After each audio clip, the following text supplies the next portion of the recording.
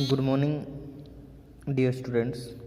Today we read the poem Wind, written by Subramanya Bharti, और ये translate की गई है A.K. रामानुजन, जो एक तमिल और जो इंग्लिश पोइट हैं उनकी जो क्लासिकल और मॉडर्न पोइट्री है उसमें से।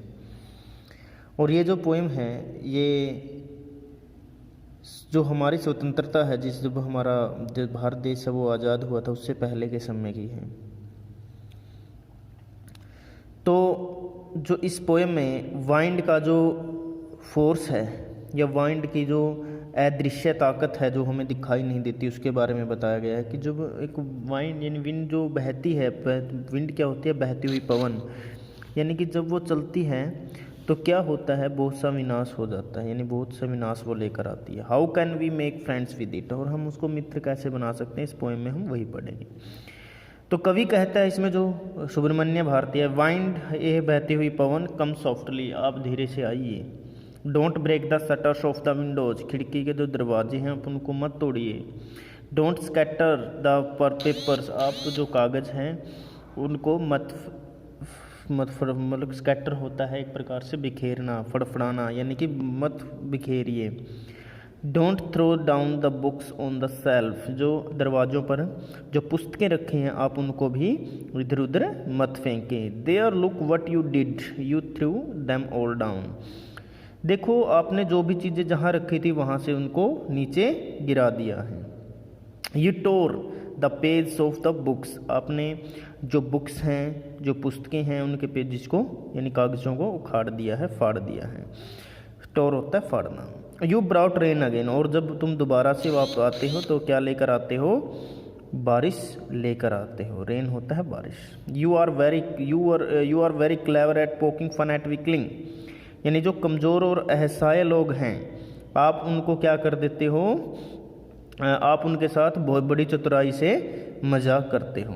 फ्रेल क्रम्बलिंग हाउसेज, फ्रेल होता है अनैतिक, या फिर आप ये कह सकते हो कि जो अच्छी मतलब कमज़ोर हो सकता है, यानी कि जो एक कमज़ोर हिलता हुआ जो घर है, यानी क्रम्बलिंग डूअर्स, जिसके दरवाजे कह सकते हो आप नष्ट होने को हैं या ख़राब होने को हैं, या जो एक पुराना मकान है उसकी बात है। क्रम्बलिंग रेफ्टर्स, रेफ्टर्स होता है बीम जो हम डालते हैं, यानी कि जो सहारा देने के लिए, हम छत को सहारा देने के लिए बीच में या बीम वगैरह जो डाल देते हैं उसकी बात है, रेफ्टर्स, बीम। क्रम्बलिंग वुड, यानी कि जो जंगल में जो कमज़ोर पेड़ पौधे हैं। क्रम्बलिंग बॉडीज़, जो कमज़ोर शरीर हैं। क्रम्बलिंग लीव्स, जो कमज़ोर जीवन जीने वाले लोग हैं। क्रम्बलिंग हार्ट्स, जो जिनका जो मन है यानी दिल है वो कमज़ोर है। The wind god winnows and crushes them all, winnows जो हमारे पवन देवता है वो विनोज क्या होता है? विनोज एक विनोइंग प्रोसेस है जिसमें जो हम क्या करते हैं, जो अनाज है उसको भूसे से अलग करते हैं। जब हवा तेज़ चल रही होती है तो हम एक ऊंचाई पर खड़े हो जाते हैं और वहाँ से हम जो हमारा अनाज है जिसमें भूसा है यानी कि जो चारा है वो है यानी भूसा है, उसको उससे से गिराते हैं, किसी बर्तन से गिराते हैं। तो उससे क्या होता है, जो हवा है वो जो हल्के पदार्थ हैं यानी कि जो भूसा है उसको आगे की तरफ ले जाती है, और जो कनक है या गेहूं है या फिर जो भी हमारा अनाज है वो अलग आगे गिर जाता है, उसको अपने साथ नहीं लेके जा सकती वो, क्योंकि वो हैवी होता है, भारी होता है। तो विनोज यानी वो उनको अपने साथ बहाकर ले जाते हैं, आप ऐसा कह सकते हो। एंड क्रसेस देम ऑल, और उन सभी को नष्ट कर देती हैं। He wouldn't do what you tell him, वो ऐसा कभी नहीं करेगी जैसा कि आप उसको बताओगे, यानी वो कभी भी ऐसा नहीं करेगी। So come let's build strong homes, इसलिए आइए हम क्या करें? स्ट्रॉन्ग मतलब मजबूत, होम्स मतलब घर, आइए हम मजबूत घर बनाएं। Let's joint the doors firmly, और हम जो दरवाजे हैं उनको बहुत मजबूती के साथ जोड़ें अपने मकान से। Practise to form the body, और जो शरीर है हमारा हम उसको प्रैक्टिस के माध्यम से क्या करें? अभ्यास के जो हम एक्सरसाइज करते हैं उसके माध्यम से मजबूत बनाएं। Make the heart steadfast, steadfast मतलब कमज़ोर, कठोर, सॉरी कमज़ोर नहीं कठोर। और हम अपने मन को, दिल को कठोर बनाएं, मजबूत बनाएं, आप ऐसा कह सकते हो कठोर की जगह मजबूत बनाएं। डू दिस, ऐसा कीजिए, and the wind will be friends with us, और जो पवन है वो हमारे साथ क्या हो जाएगी, हमारी मित्र बन जाएगी। The wind blows out weak brave fires, जब बहती हुई पवन क्या करती है, ब्लोज होता है बुझा देना, वीक फायर्स, फायर्स मतलब होता है आग को, यानी कि कमज़ोर जो आग है उसको जो हवा है वो बुझा देती है। He make strong fires roar and flourish, यानी जो हवा, जो मतलब आग मतलब फड़फड़ रोयर यानी गरजती है, और फ्लोरिस, फ्लोरिस मतलब और जो उसकी लपटें हैं वो बहुत तेज़ होती हैं, या फिर आप ये कह सकते हो कि उसकी लपटें बढ़ जाती हैं।